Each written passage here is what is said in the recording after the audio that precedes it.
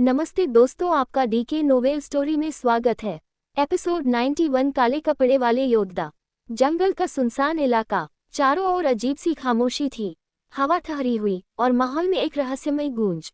Lily अपने घुटनों पर गिरी हुई थी, सांसें तेज और हिम्मत जवाब दे चुकी थी। उसकी सुनहरी तलवार दूर जमीन पर पड़ी थी, जबकि लूना अपनी खूनी तलवार थामे उसके ऊपर विजयी मुस्कान के साथ खड़ा था। लूना अपनी तलवार को घुमाते हुए घमंड से, क्या कहा था तुमने, लिली, कि मेरे जैसे लुटेरे तुम्हें नहीं हरा सकते? अब बताओ, तुम्हारा सुनहरा शेर दल और तुम क्या बिगाड़ लोग मेरा? लिली कमजोर आवाज में, तुम जीतकर भी हारोगी लूना। तुम्हारे पास ताकत है, लेकिन इंसानियत नहीं। लूना हंसते हुए, इंसानियत? वह तो कमजोरों के लिए है।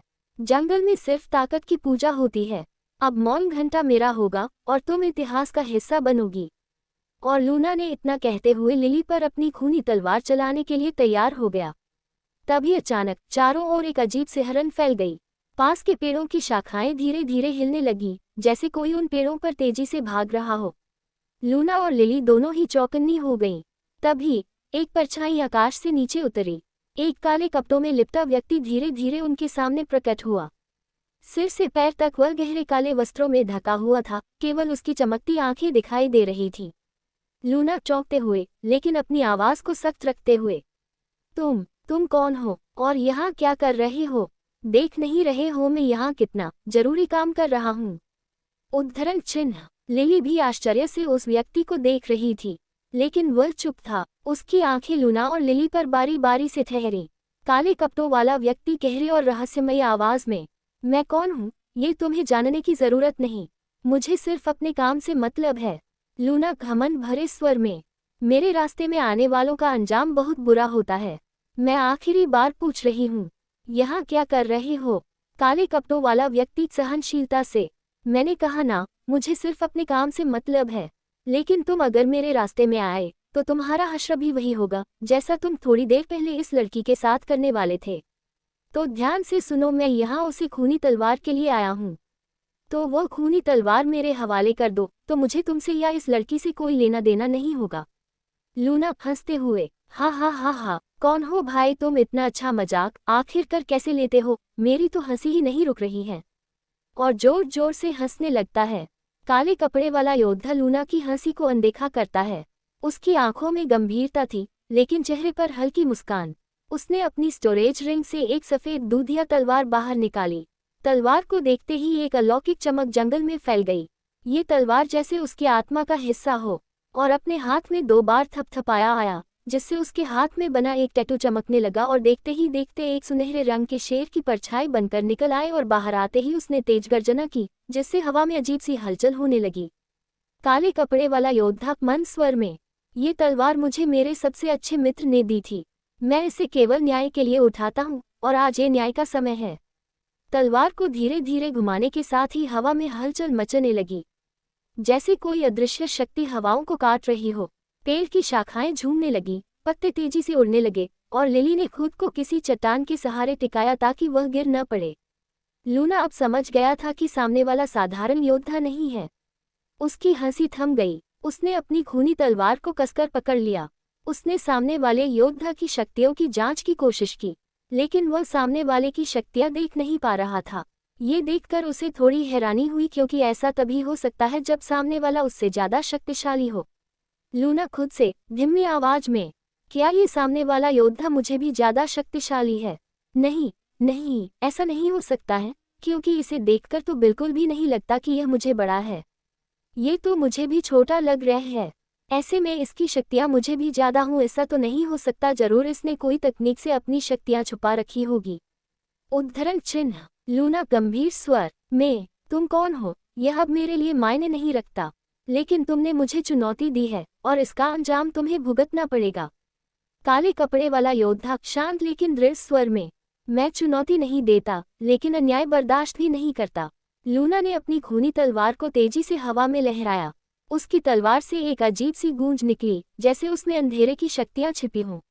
लेकिन काले कपड़े वाले योद्धा ने बिना घबराए अपनी तलवार को घुमाना जारी रखा। हवा में तलवारों की गूंज सुनाई देने लगी। दोनों योद्धा एक दूसरे पर टूट पड़े। पहला प्रहार लूना ने किया, उसकी खूनी तलवार काले कपड़े वाले योद्धा की ओर तेजी से बढ़ी।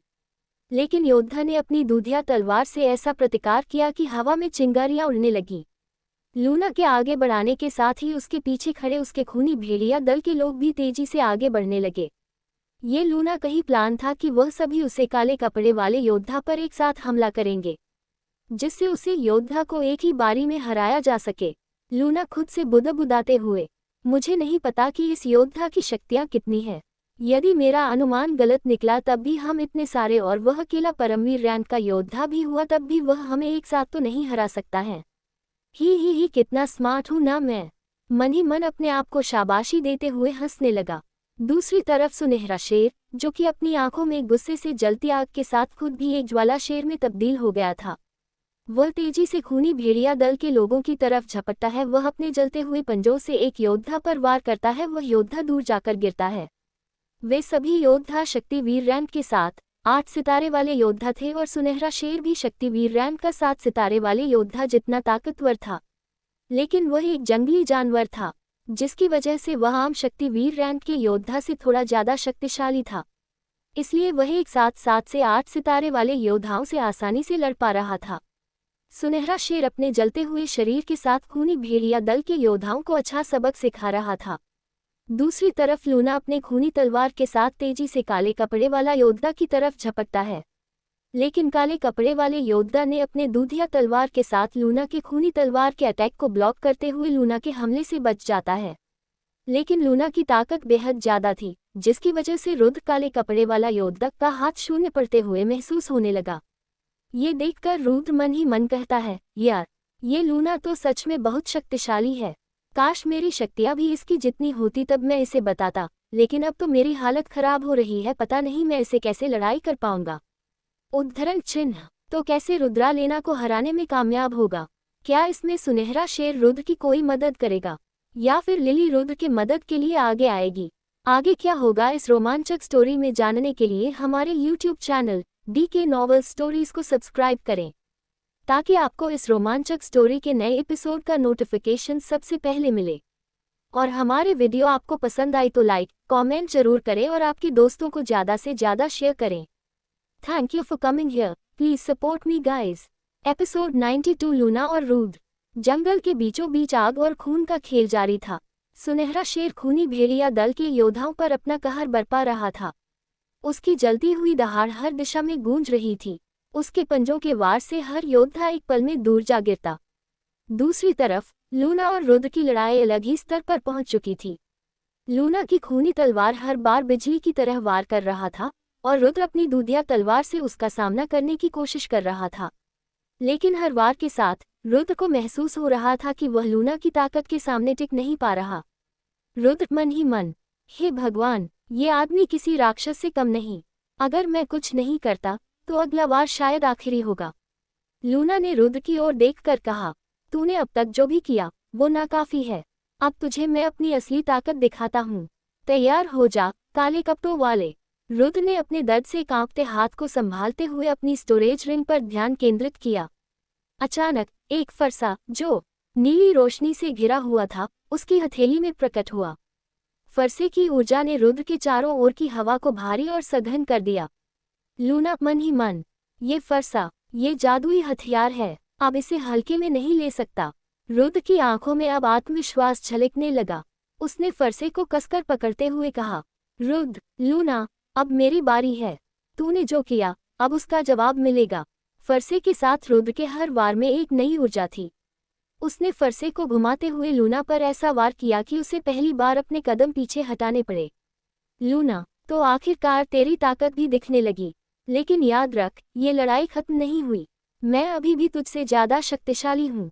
दोनों योद्धाओं के बीच की लड़ाई अब और भी भयंकर हो गई। रुद्र का हर वार लूना को पीछे धकेल रहा था, लेकिन लूना भी अपनी खूनी तलवार से बराबर पलटवार कर रही था। चारों तरफ आग, धुआं और तलवारों की गूंज फैल रही थी।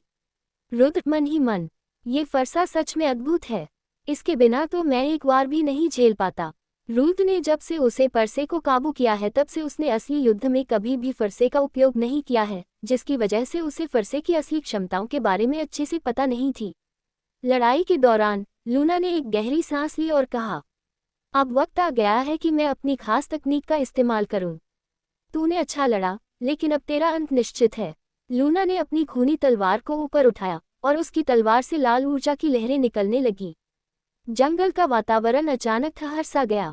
दूसरी तरफ रुद्र ने भी फरसे को कसकर पकड़ा और अपनी पूरी ताकत झोंक दी। दोनों योद्धाओं ने एक साथ अंतिम वार के लिए झपट्टा मारा। एक भयंकर टकराव हुआ जिसने पूरे जंगल को हिला दिया। जंगल में चारों ओर सन्नाटा था, लेकिन इस सन्नाटे को तोड़ती थी सिर्फ तलवारों की गूंज और दोनों योद्धाओं की गरजती आवाजें। आग और धुएं के बीच रुद्र और लूना की लड़ाई अपने चरम पर थी। लूना की खूनी तलवार की चमक और रुद्र के जादुई फरसे की ऊर्जा ने माहौल को और भी भयावह बना दिया था। लूना ने अपनी खूनी तलवार को ऊंचा उठाया। उसकी आंखों में घातक चमक थी।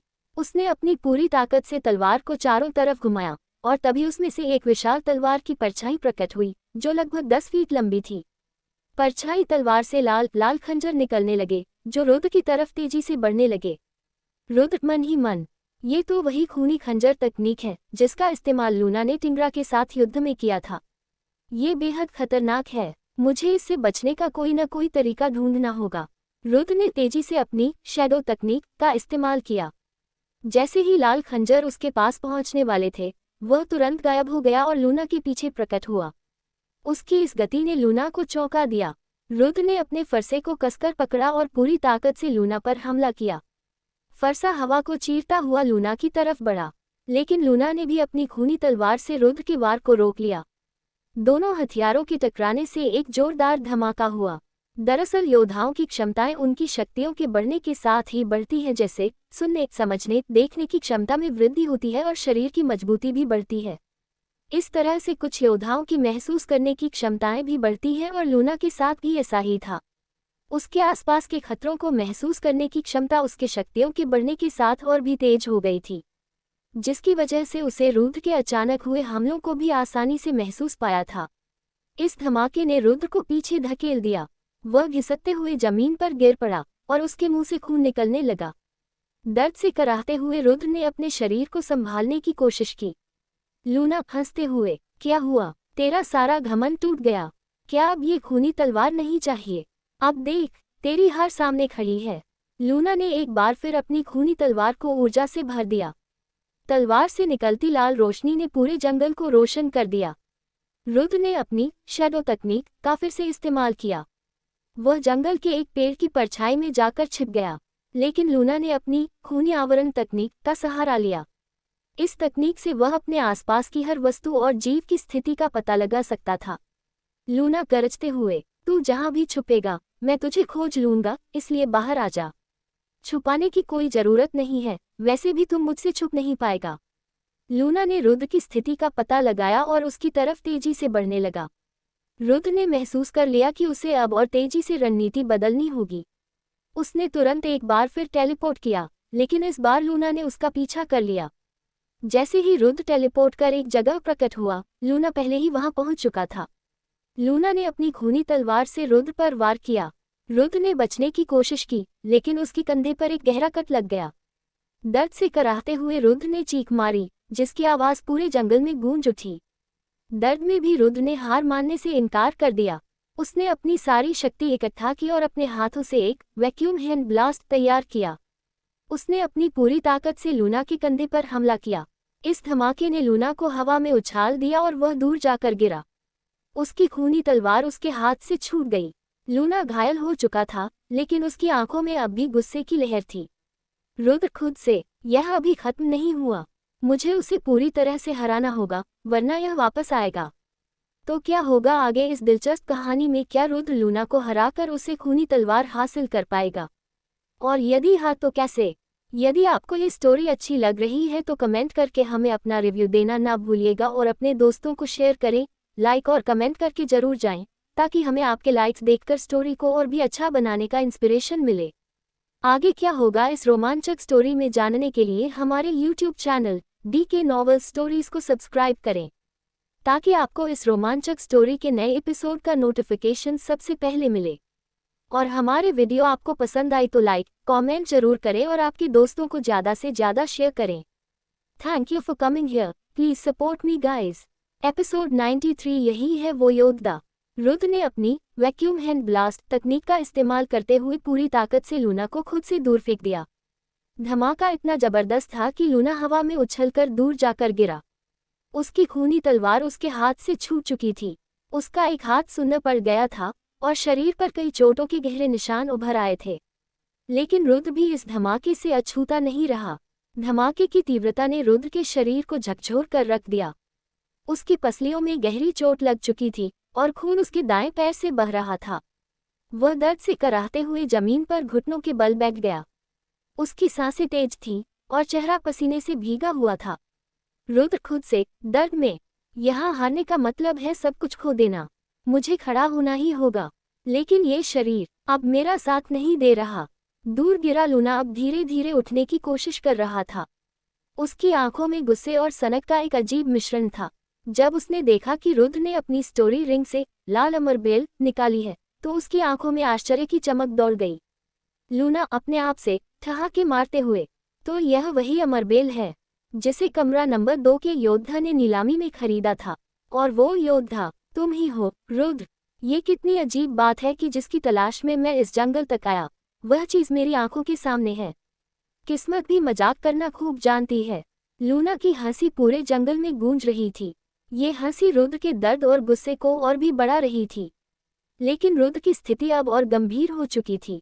रुद्र, जो अब बुरी तरह घायल हो चुका था, जानता था कि वह और ज्यादा देर तक ऐसे नहीं लड़ सकता। उसने बिना समय गवाए स्टोरी रिंग से लाल अमरबेल का पौधा निकाला। उसकी उंगलियां कांप रही थीं और खून उसके हाथों से टपक रहा था, लेकिन उसने हिम्मत नहीं हारी। उसने अमरबेल की एक बेल तोड़ी और उसे अपने मुंह में रख लिया। जैसे ही अमरबेल का रस उसके गले से नीचे उतरा, रुद्र के शरीर में गर्माहट फैलने लगी। उसकी चोटें धीरे धीरे भरने लगीं। उसकी सांसें स्थिर हो गईं और चेहरा फिर से आत्मविश्वास से चमकने लगा। लूना, जो ये सब देख रहा था, अब और भी गुस्से में था, लेकिन उसकी हंसी में अब कड़वाहट थी। लूना क्रोध में, ये तुम्हारी चालाकी है रुद्र, लेकिन याद रखना, इस जंगल से तुम जिंदा बाहर नहीं जाओगे। यह अमरबेल मेरी होगी, चाहे मुझे तुम्हें मारना ही क्यों न पड़े। विस्मयादिबोधक चिन्ह उद्धरण चिन्ह। लड़ाई की कुछ ही दूरी पर खड़ी लिली, जो अब तक कमजोर हालत में पूरे संघर्ष को देख रही थी, रुद्र के हाथ में लाल अमरबेल देखकर चौंक गई। उसे याद आया कि नीलामी में कमरा नंबर 2 के योद्धा रुद्र ने इसे खरीदा था। लिली आश्चर्य से खुद से, तो यह वही रहस्यमयी योद्धा है। ये लड़ाई केवल एक संयोग नहीं है। रुद्र, तुम कौन हो? लिली का चेहरा भावनाओं से भर गया था। उसे यकीन हो चुका था कि रुद्र साधारण योद्धा नहीं है। उसकी आंखों में अब डर और सम्मान का मिश्रण साफ झलक रहा था। लूना ने खुद को संभालते हुए एक बार फिर रुद्र की तरफ इशारा किया। उसके चेहरे पर गुस्सा, सनक और एक अजीब तरह की ठंडी हंसी का मेल था। लूना गरजते हुए, रुद्र, अब मुझे समझ आ गया है कि तुम कौन हो, लेकिन याद रखना, ये लाल अमरबेल मेरी किस्मत में है। मैं इसे लेकर जाऊंगा, चाहे मुझे तुम्हारी जान क्यों न लेनी पड़े। रुद्र, जिसने अब अपनी शक्ति का कुछ हिस्सा वापस पा लिया था, अपनी कमर सीधी करते हुए लूना की ओर गंभीर नजरों से देख रहा था। उसकी आंखों में संघर्ष की चमक और हार न मानने का इरादा साफ झलक रहा था। रुद्र दृढ़ स्वर में, लूना, किस्मत हकदारों का साथ देती है। अगर तुम्हें यह अमरबेल चाहिए तो आओ और मुझसे छीनने की कोशिश करो, लेकिन याद रखना, मैं हार मानने वालों में से नहीं हूँ। लूना हंसा, लेकिन उसकी हंसी में कड़वाहट थी। रुद्र, तुमने अपनी चाल चल ली है, लेकिन ये तुम्हें बचा नहीं पाएगा। यह अमरबेल मेरा होगा, चाहे मुझे तुम्हें मारना ही क्यों न पड़े। इसके साथ ही उसने अपनी खूनी तलवार को अपनी तरफ खींच लिया, जो रुद्र के हमले से उसे दूर जा गिरी थी। लूना ने अपनी खून की एक बूंद डालकर उसे तलवार को पहले ही काबू कर लिया था। नीलामी से पहले नीलामी घर वालों ने उसे तलवार से उसकी पिछले मालिक की आत्मशक्ति को अलग कर दिया था, जिसकी वजह से वह अब बिना मालिक का हो गया था। इसकी वजह से लूना ने उसे तलवार को आसानी से अपना बना लिया था, जिसकी वजह से लूना उसे तलवार को जैसे चाहे वैसे इस्तेमाल करने में कामयाब हो पा रहा था और रुद्र पर झपट पड़ा। दोनों योद्धा एक दूसरे पर टूट पड़े। तलवारें आपस में टकराती, आग की चिंगारियां उड़ती, जंगल गूंज उठा था। लिली दूर से ये सब देख रही थी। उसका दिल दहल रहा था। वह जानती थी कि यह लड़ाई बहुत खतरनाक है, लेकिन वह कुछ नहीं कर सकती थी। इसी बीच रुद्र का पालतू ज्वाला शेर लूना की सेना पर हमला कर रहा था। उसकी आग की लपटें हर तरफ फैल रही थीं और दुश्मन सैनिक दहशत में भाग रहे थे। लूना और रुद्र की लड़ाई और भी भयंकर होती गई। दोनों एक दूसरे को घायल कर रहे थे, लेकिन कोई भी हार मानने को तैयार नहीं था। अचानक लूना ने अपनी खूनी छुरा टेक्निक का इस्तेमाल किया और आसमान में ढेर सारी लाल रंग की छुरियां तैरने लगी और रुद्र को चारों तरफ से घेर लिया। ये देखकर लूना जोर जोर से हंसने लगा। उसे लग रहा था कि इस हमले से रुद्र बिल्कुल भी नहीं बच पाएगा और उसकी आंखों में लाल अमरबेल की लालच साफ नजर आने लगी थी। रुद्र खुद से मन ही मन, ये तो वही हमला है जिस हमले से लूना ने उस नकाबपोश को हराया था। ये हमला तो बहुत खतरनाक है। इससे बचने के लिए मैं अपनी शैडो टेक्निक का भी इस्तेमाल नहीं कर सकता, क्योंकि इस लूना ने अपनी खूनी आवरण तकनीक को इस्तेमाल कर रखा होगा। मैं जैसे ही टेलीपोर्ट करके दूसरी जगह जाऊंगा उसे पहले ही इसका पता चल जाएगा, तो मैं क्या करूं? उद्धरण चिन्ह। दूसरी तरफ लूना के लाल खंजर तेजी से रुद्र की तरफ बढ़ रहे थे। जैसे जैसे वे करीब आ रहे थे, उनकी चमक और भी तेज होती जा रही थी। वह सुनहरे लाल रंग से चमक रही थी और ऐसा प्रतीत हो रहा था जैसे कि वह रुद्र को खत्म करके ही मानेगी। तो इस दिलचस्प कहानी में आगे क्या होगा? क्या रुद्र लूना के खूनी छुरा तकनीक के हमले से बच पाएगा या फिर उसे आचार्य की मदद लेनी पड़ेगी? धन्यवाद अपना कीमती समय यहाँ पर देने के लिए। आगे क्या होगा इस रोमांचक स्टोरी में जानने के लिए हमारे YouTube channel DK novel stories को सब्सक्राइब करें, ताकि आपको इस रोमांचक स्टोरी के नए एपिसोड का नोटिफिकेशन सबसे पहले मिले। और हमारे वीडियो आपको पसंद आई तो लाइक कमेंट जरूर करें और आपके दोस्तों को ज़्यादा से ज़्यादा शेयर करें। Thank you for coming here. Please support me guys.